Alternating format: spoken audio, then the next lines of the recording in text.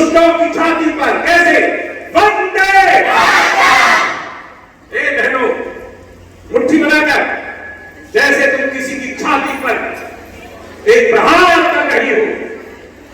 आपने देखा है ना, आप दुर्गा वाहिनी में हैं और दुर्गा वाहिनी का माता का रूप देखें, एक हाथ में किस प्रकार से उसने खड़े हुए रखा है। ध्यान रखें, वंदे वंदे वंदे। सभी मातृशक्ति के श्री चरणों में दास का बारंबार प्रणाम।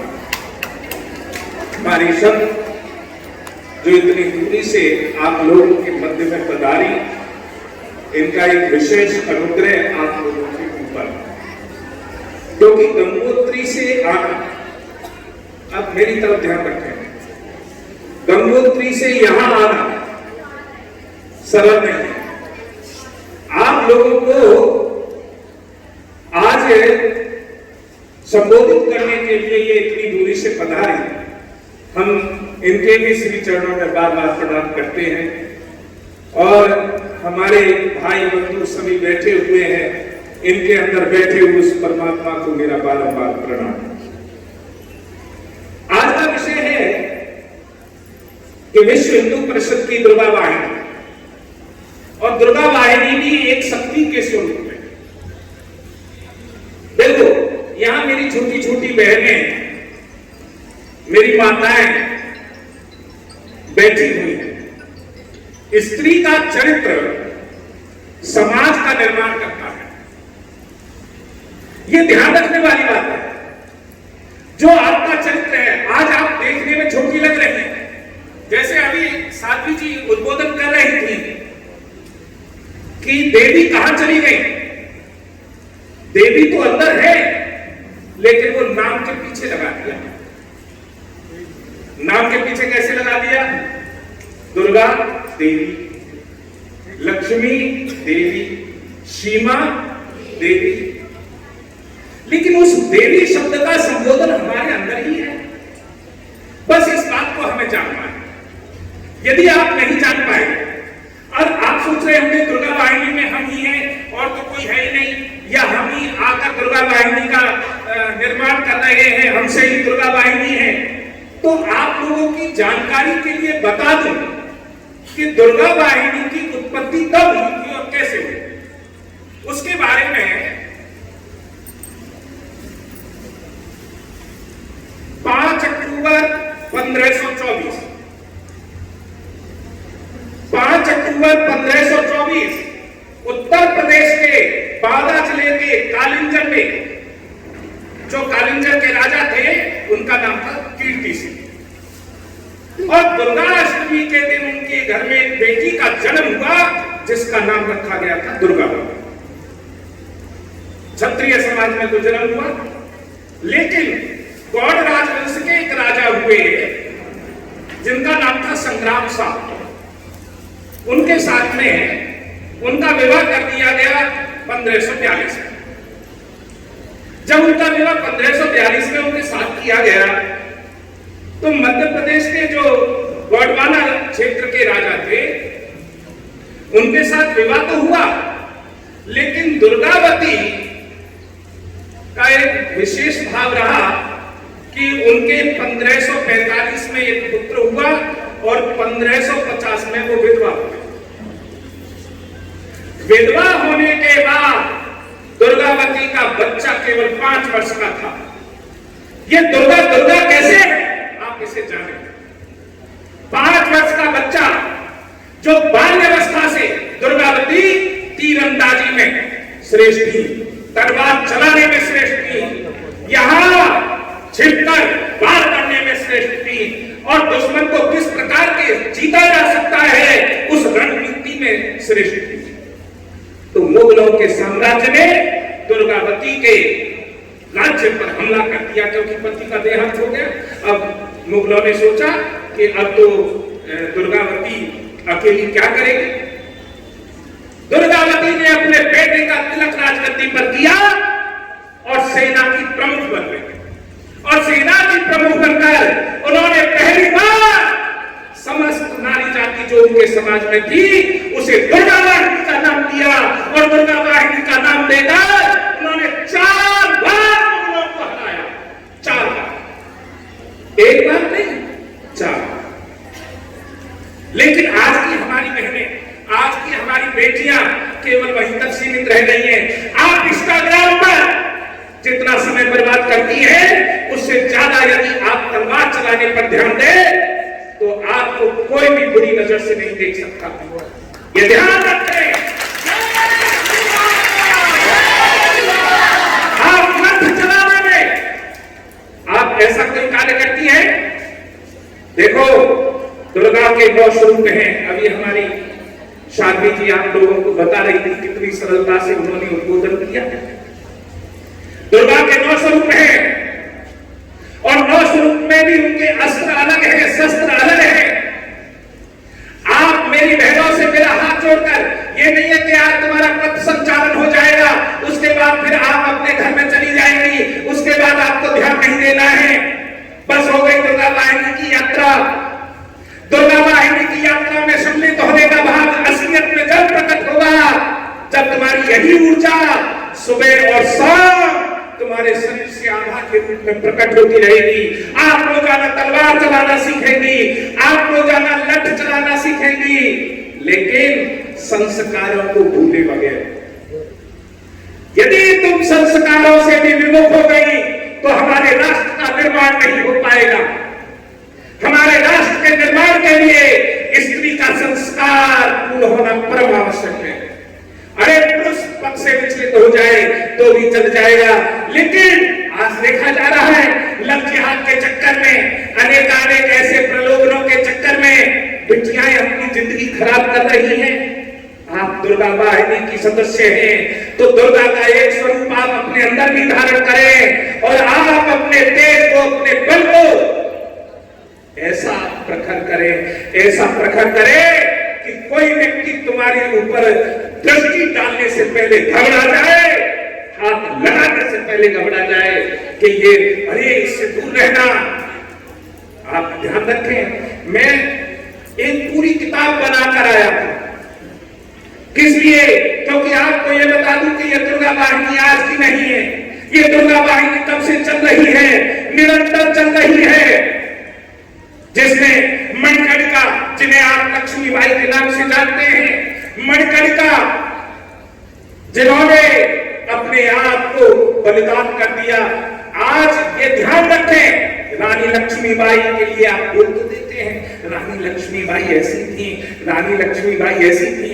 रानी लक्ष्मीबाई तुम्हारे अंदर से ही निकली हुई एक बिटिया थी जो मणिकर्णिका शादी के बाद में रानी लक्ष्मीबाई बन गई।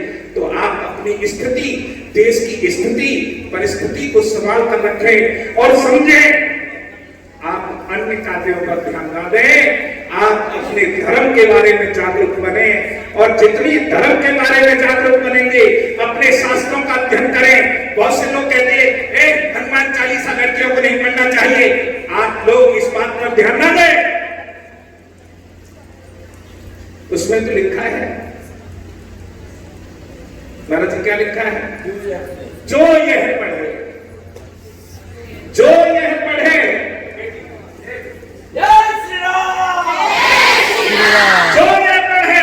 जो ये पढ़े में क्या आ गया? क्या बेटी आई, क्या बेटा आया, स्त्री आई, पुरुष आया?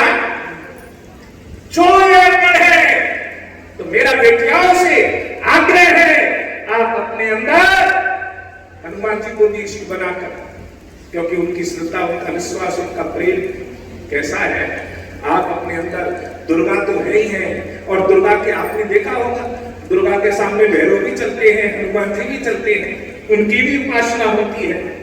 तो आप अपने अंदर शक्ति जागृत करें संस्कारों के साथ। और संस्कार में नहीं होना, क्योंकि बेटी ही एक ऐसी है जो आप घर और बाप घर दो कुलों की लाज बचा कर रखती है। बेटे क्या कर रहे हैं इस बात पर ध्यान न दें। आप यदि सक्षम बन गई, आप यदि सामर्थ्यवान बन गई, और सामर्थ्यवान आप हैं, सामर्थ्यवान आप हैं, आप लाचार नहीं है, आप किसी के प्रति ऐसा नहीं है कि कोई हमारी सेवा करेगा। देखो, किसी को धन चाहिए तो लक्ष्मी जी की उपासना करता है, वो कौन है? वो कौन है? देवी है ना। किसी को बल चाहिए तो दुर्गा की उपासना करता है, कौन है? देवी है। किसी को ज्ञान चाहिए तो सरस्वती की उपासना करता है, कौन है? देवी है। और आप कौन हो? देवी हो। इसलिए आपके चरणों में ये सारा संसार झुकता है। बस इस बात का ध्यान रखें, आप अपने चरित्र का ऐसा निर्माण करें जिससे सामने वाला व्यक्ति अपने आप झुक जाए। इन्हीं शब्दों के साथ में मैं अपनी वाणी को विश्राम दे रहा हूं। एक सूचना आप लोगों के लिए, 7 जनवरी 2026 से बल्लभगढ़ में हमारा वार्षिक उत्सव होता है गुरुदेव के जन्मोत्सव का, और उसके लिए आप सभी जने बढ़ चढ़ कर भाग लें। समस्त विश्व हिंदू परिषद, RSS, बजरंग दल, हमारी दुर्गा वाहिनी, सभी से मेरा करबद्ध प्रार्थना है, क्योंकि वो मंच मेरा केवल इसीलिए है कि हम सनातन धर्म का डंका बजा सकें। जय श्री राम। के लिए रितंबरा दीदी पधार रही हैं। 7 जनवरी को रितंबरा दीदी, जो हमारी मातृशक्ति में एक ओजस्वी भाव रखती है, जिन्हें पद्म भूषण से भी पुरस्कृत किया गया है, 7 जनवरी को दीप प्रज्वलन में दीदी मां रहेंगी और हमारे माननीय बड़े दिनेश जी रहेंगे और अनेक ऐसे संत रहेंगे जिनका मैं व्याख्या नहीं कर सकता। आप जब उनसे उनके दर्श स्पर्श करेंगे तो आपको अच्छा लगेगा। 7 जनवरी से, और उसमें भागवत कथा के लिए भी आदिगुरु शंकराचार्य की गद्दी भानुपीठ, जो भानुपुरा पीठ है, वहां के जो महंत हैं, गद्दी नाशी श्री महंत जी हैं, जगत गुरु ज्ञानानंद तीर्थ जी महाराज, उनके मुखारविंद से भागवत कथा का आयोजन है। मूलचंद शर्मा जी की ऑफिस के सामने जो ग्राउंड है, वहीं पर, यहाँ पर हमारे रिंकू शर्मा हैं या अन्य हैं जो कार्यकर्ता हैं आश्रम के, वो भी सम्मिलित हैं। तो मेरा आप सभी से आग्रह है कि 7 जनवरी से 14 जनवरी तक देश के समस्त संतों के दर्शन करें। अधिक से अधिक वहां संतों के भी दर्शन होंगे और आपको लाभ भी मिलेगा। और वो एक ऐसा मंच है जहां पर आप किसी को भी सनातन धर्म की गर्जना करने के लिए बुला सकते हैं। मेरी आपको पूरी छूट है। राधे जय श्री राम। जय, ये ध्यान रखना है, मेरी तो पोजीशन ऐसे है लेकिन तुम्हारी पोजीशन ऐसे होनी चाहिए। ये ध्यान रखें, जिस प्रकार से चंडी का शब्द है वो तुम्हारे अंदर, तुम्हारी रग रग में प्रकट होना चाहिए। जय श्री राम। अब सुभाषित व एकल गीत के पश्चात आज की हमारी मुख्य वक्ता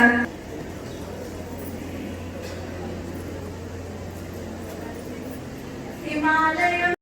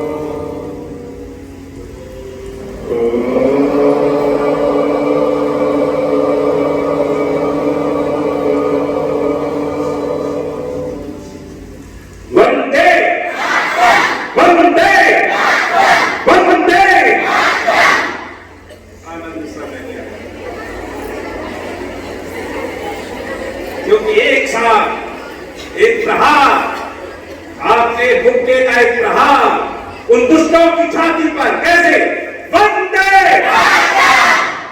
बहनों मुट्ठी बनाकर, जैसे तुम किसी की छाती पर एक प्रहार कर रही हो। आपने देखा है ना, आप दुर्गा वाहिनी में हैं और दुर्गा वाहिनी का माता का रूप देखें, एक हाथ में किस प्रकार से उसने खड़े हुए रहता है। ध्यान रखें, वंदे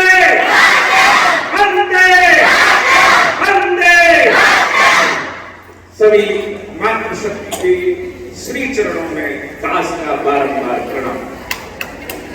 हमारी संत जो इतनी दूरी से आप लोगों के मध्य में पधारी, इनका एक विशेष अनुग्रह आप लोगों के ऊपर, क्योंकि गंगोत्री से आना, अब मेरी तरफ ध्यान रखें, गंगोत्री से यहां आना सरल नहीं है। आप लोगों को आज संबोधित करने के लिए ये इतनी दूरी से पधारे, हम इनके भी श्री चरणों में बार बार प्रणाम करते हैं। और हमारे भाई बंधु सभी बैठे हुए हैं, इनके अंदर बैठे हुए उस परमात्मा को मेरा बारंबार प्रणाम। आज का विषय है कि विश्व हिंदू परिषद की दुर्गा वाहिनी, और दुर्गा वाहिनी भी एक शक्ति के स्वरूप है। देखो, यहां मेरी छोटी छोटी बहनें, मेरी माताएं बैठी हुई हैं। स्त्री का चरित्र समाज का निर्माण करता है, यह ध्यान रखने वाली बात है। जो आपका चरित्र है, आज आप देखने में छोटी लग रही है, जैसे अभी साध्वी जी उद्बोधन कर रही थी कि देवी कहां चली गई। देवी तो अंदर है, लेकिन वो नाम के पीछे लगा दिया। नाम के पीछे कैसे लगा दिया? दुर्गा देवी, लक्ष्मी देवी, सीमा देवी, लेकिन उस देवी शब्द का संबोधन हमारे अंदर ही है। बस इस बात को हमें जानना है। यदि आप नहीं जान पाए और आप सोच रहे होंगे दुर्गा वाहिनी में हम ही हैं और तो कोई है ही नहीं, या हम ही आकर दुर्गा वाहिनी का निर्माण कर रहे हैं, हमसे ही दुर्गा वाहिनी है, तो आप लोगों की जानकारी के लिए बता दूं कि दुर्गा वाहिनी की उत्पत्ति कब हुई थी और कैसे हुई, उसके बारे में 5 अक्टूबर 1524 5 अक्टूबर 1524 उत्तर प्रदेश के बांदा जिले के कालिंजर में, जो कालिंजर के राजा थे उनका नाम था कीर्ति सिंह, और दुर्गा अष्टमी के दिन उनके घर में एक बेटी का जन्म हुआ जिसका नाम रखा गया था दुर्गा। क्षत्रिय समाज में तो जन्म हुआ, लेकिन गौड़ राजवंश के एक राजा हुए जिनका नाम था संग्राम साहब, उनके साथ में उनका विवाह कर दिया गया 1542 में। जब उनका विवाह 1542 में उनके साथ किया गया, तो मध्य प्रदेश के जो गोंडवाना क्षेत्र के राजा थे उनके साथ विवाह तो हुआ, लेकिन दुर्गावती का एक विशेष भाव रहा कि उनके 1545 में एक पुत्र हुआ और 1550 में वो विधवा हो गई। विधवा होने के बाद दुर्गावती का बच्चा केवल 5 वर्ष का था। ये दुर्गा दुर्गा कैसे है आप इसे जाने। 5 वर्ष का बच्चा जो बाल्यावस्था से दुर्गावती तीरंदाजी में श्रेष्ठ थी, तलवार चलाने में श्रेष्ठ थी, यहां छिपकर वार करने में श्रेष्ठ थी, और दुश्मन को किस प्रकार के जीता जा सकता है उस रणनीति में श्रेष्ठ थी। तो मुगलों के साम्राज्य ने दुर्गावती के राज्य पर हमला कर दिया, क्योंकि पति का देहांत हो गया। अब मुगलों ने सोचा कि अब तो दुर्गावती अकेली क्या करेगी। दुर्गावती ने अपने बेटे का तिलक राजगद्दी पर किया और सेना की प्रमुख बन गई, और सेना की प्रमुख बनकर उन्होंने पहली बार समस्त नारी जाति जो उनके समाज में थी उसे दुर्गा वाहिनी का नाम दिया, और दुर्गा वाहिनी का नाम देकर उन्होंने 4 बार मुगलों को हराया। 4 बार, एक बार नहीं, 4 बार। लेकिन आज की हमारी बहनें, आज की हमारी बेटियां केवल वहीं तक सीमित रह गई हैं। आप इंस्टाग्राम पर जितना समय बर्बाद करती है, उससे ज्यादा यदि आप तलवार चलाने पर ध्यान दें तो आपको कोई भी बुरी नजर से नहीं देख सकता। ये ध्यान रखें।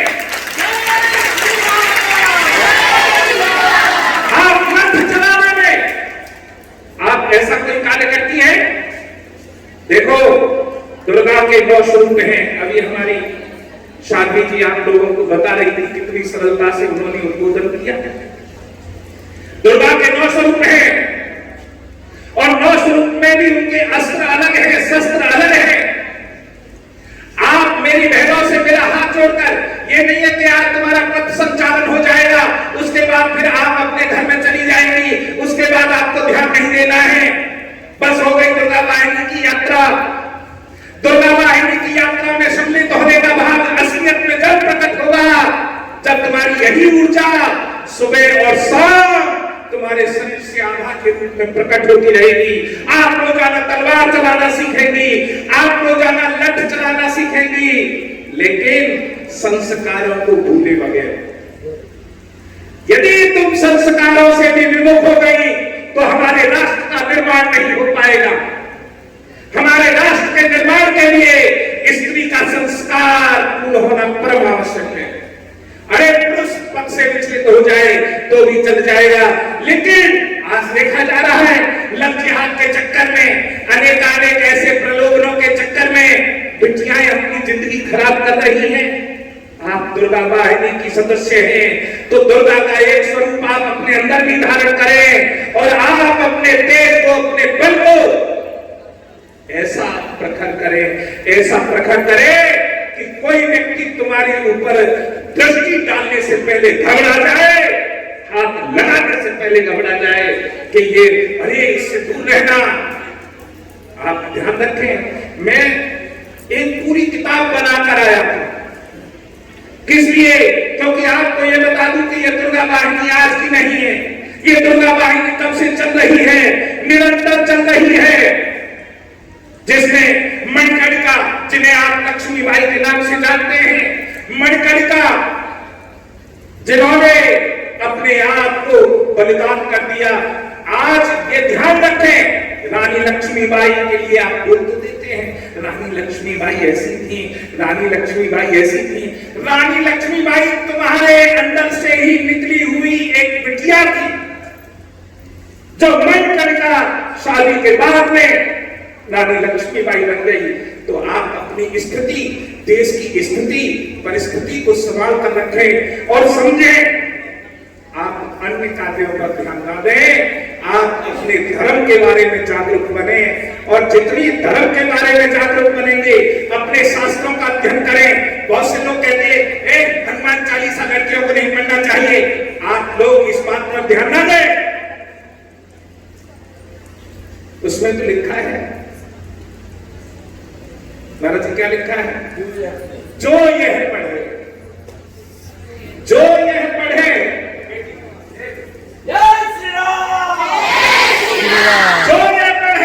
जो यह पढ़े में क्या आ गया? क्या बेटी आई, क्या बेटा आया, स्त्री आई, पुरुष आया? जो यह पढ़े, तो मेरा बेटियों से आग्रह है आप अपने अंदर हनुमान जी को निश्चित बनाकर, क्योंकि उनकी श्रद्धा, उनका विश्वास, उनका प्रेम कैसा है, आप अपने अंदर दुर्गा तो है ही है। और दुर्गा के आपने देखा होगा, दुर्गा के सामने भैरव भी चलते हैं, हनुमान जी भी चलते हैं, उनकी भी उपासना होती है।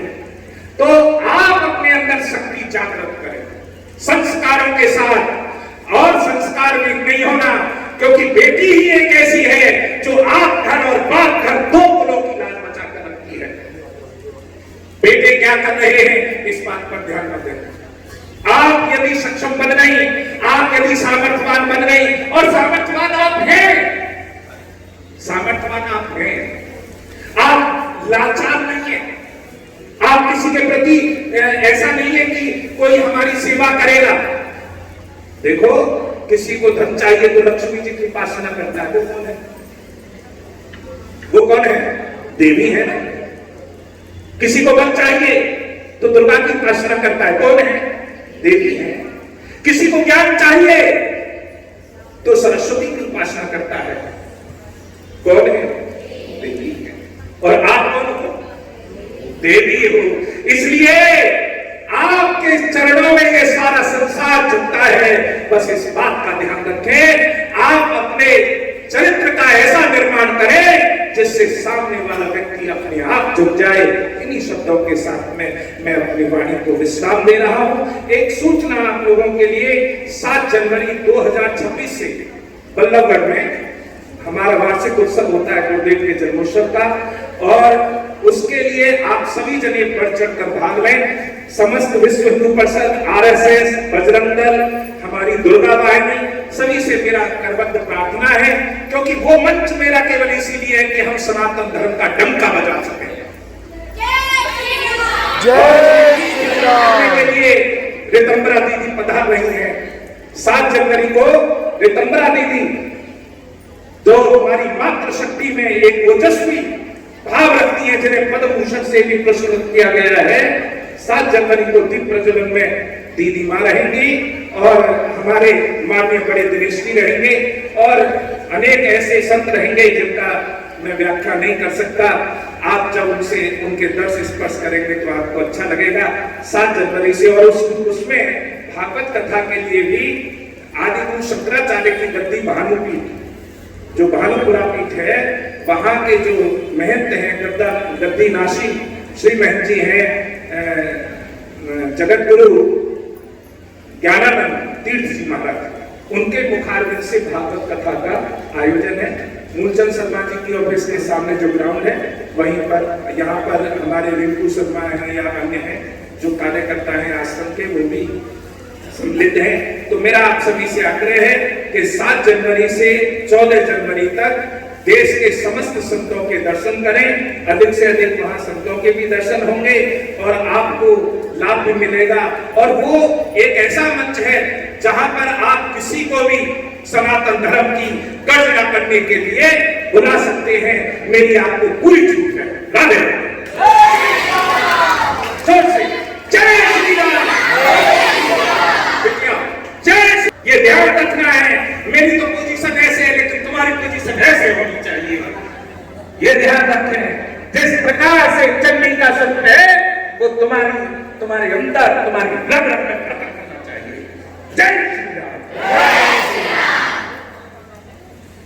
अब सुभाषित व एकल गीत के पश्चात आज की हमारी मुख्य वक्ता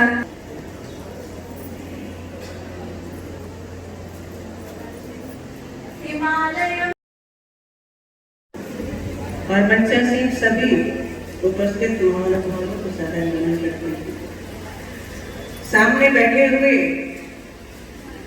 भारत माता की संतानों को सादर नमन करते हैं।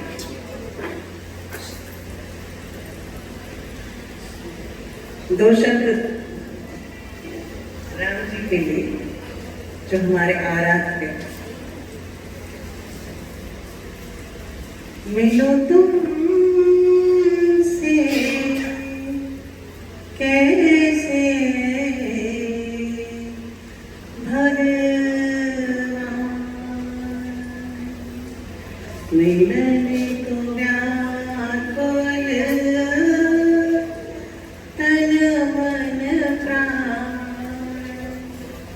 मिलो तुमसे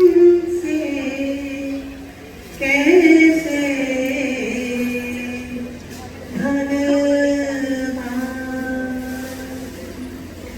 सब कहते हैं तुम हो मुझ में, लेकिन तुम कुछ नहीं बोलते।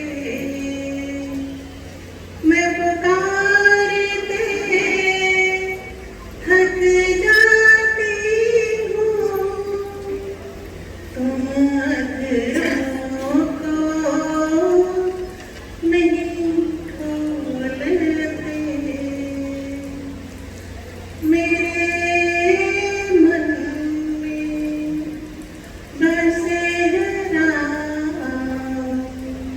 जय श्री राम,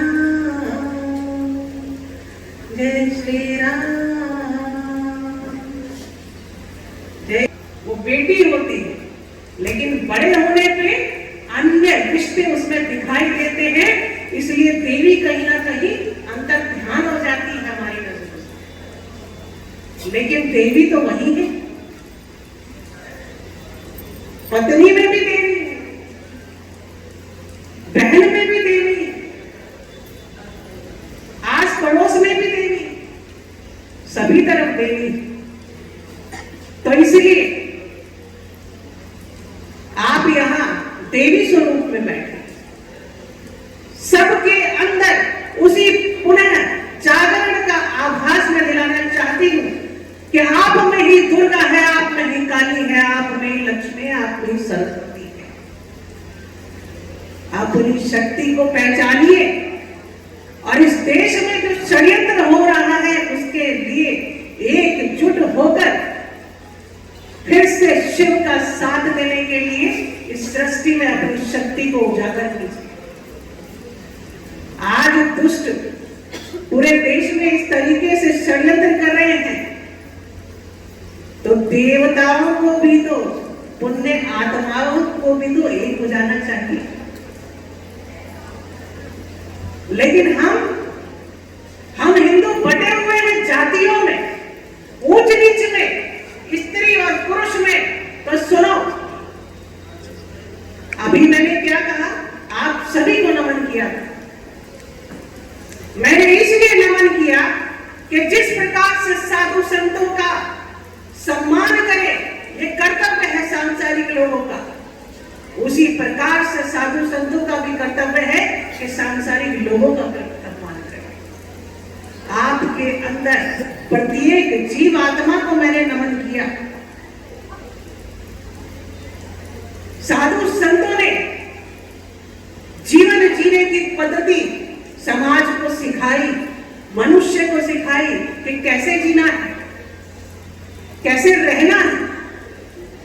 उसी जीवन जीने की पद्धति को आज हिंदुत्व के नाम से हम जानते हैं, सनातन के नाम से हम जानते हैं, बौद्ध के नाम से जानते हैं, जैन के नाम से जानते हैं। और जो भी ऋषि परंपरा से सभ्यता, संस्कृति, परंपरा नहीं बनी है, वो सभ्यता, परंपरा सिर्फ अंधकार देती है, उन्हें नकार देना चाहिए। तो जिस प्रकार से दुष्ट एक हो रहे हैं, उस प्रकार से हम एक क्यों नहीं होते? हम जातियों में क्यों बटे हुए हैं? एक दूसरे से प्रेम, उस ईश्वर ने हमें भेजा किस लिए? इसलिए भेजा कि जाओ मेरी सृष्टि का पालन करो, जो मैंने बनाया है, इतनी सुंदर सृष्टि बनाई, उसका पालन करो, उसका सुरक्षा करो, उसकी सेवा करो। और ये तब तक नहीं हो सकता जब तक हम उससे प्रेम ना करें। तो मतलब कि ईश्वरीय कार्य करने के लिए हम इस सृष्टि में पैदा हुए हैं। और अपनी शक्ति को पहचानो कि हम उसी ईश्वर का अंश हैं। जब दुष्ट एक हो रहे हैं तो हमें भी तो एक हो जाना चाहिए। आज मुसलमान जनसंख्या बढ़ा रहे हैं, जनसंख्या के बल पे वो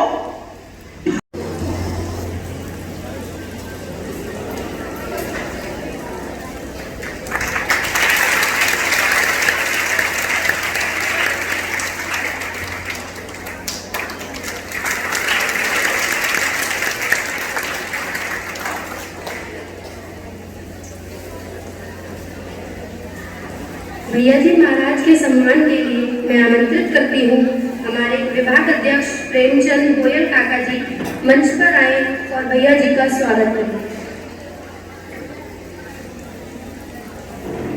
आदरणीय गुलशन जी और सुनील शर्मा जी, आप भी आए।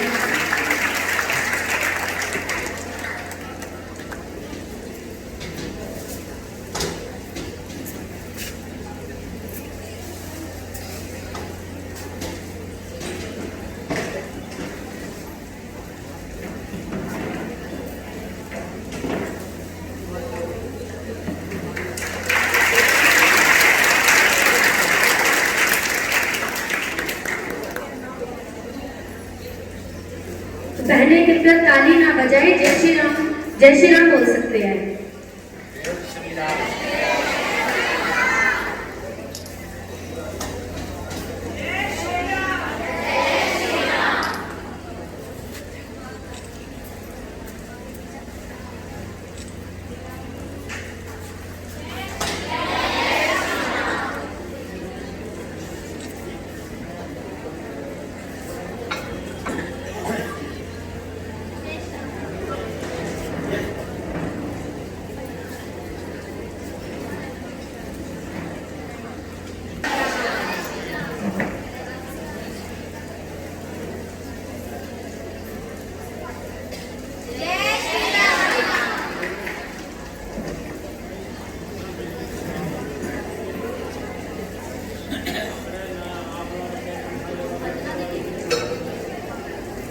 वंदना दीदी के स्वागत के लिए मैं सीमा दीदी और नेहा दीदी को आमंत्रित करती हूँ। वे आए और स्मृति चिन्ह लेकर वंदना दीदी का स्वागत करें।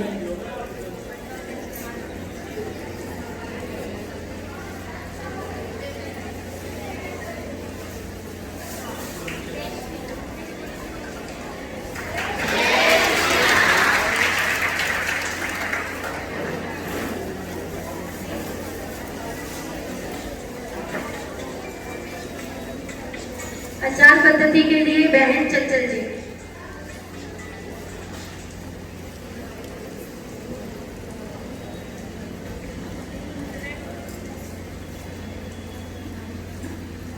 सावधान।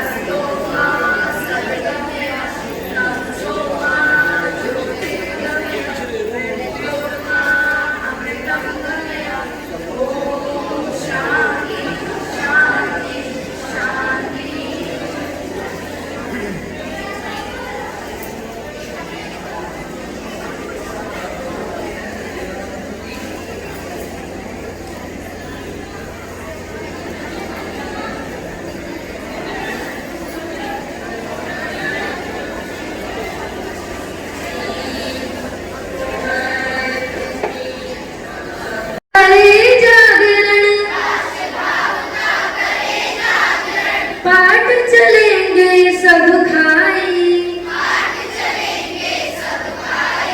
जाग उठी है तरुणाई, विविध पंथ मत दर्शन अपने, भेद नहीं वे शिष्य हमारा, जाग उठी है तरुणाई, हे समर्पित जीवन अपना, विश्व प्रतिज्ञा दोहराए,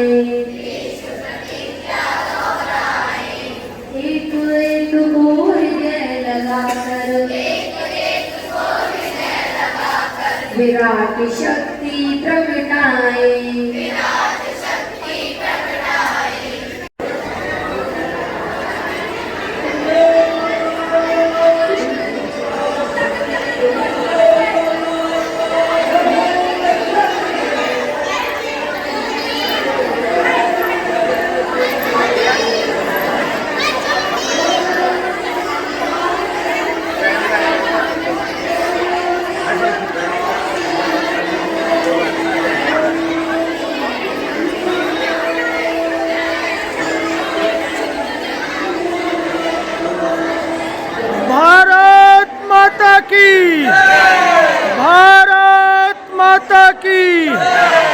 भारत माता की।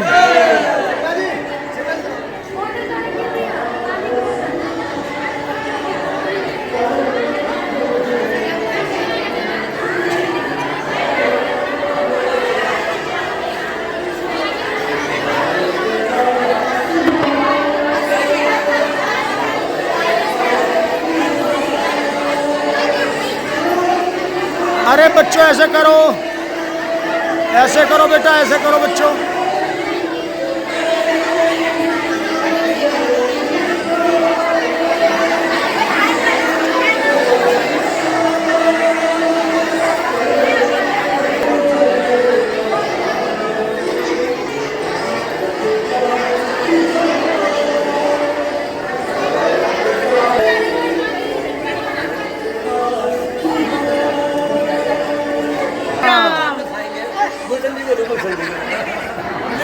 जय श्री राम। मैं लेके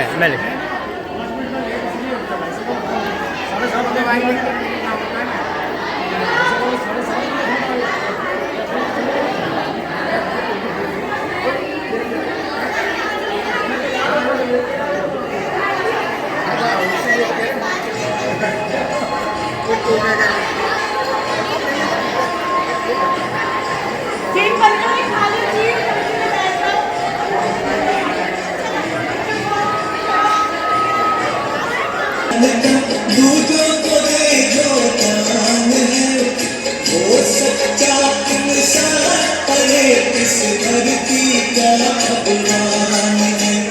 नदियाँ न पिए कभी अपना जल, वृक्ष न खाए कभी अपने फल।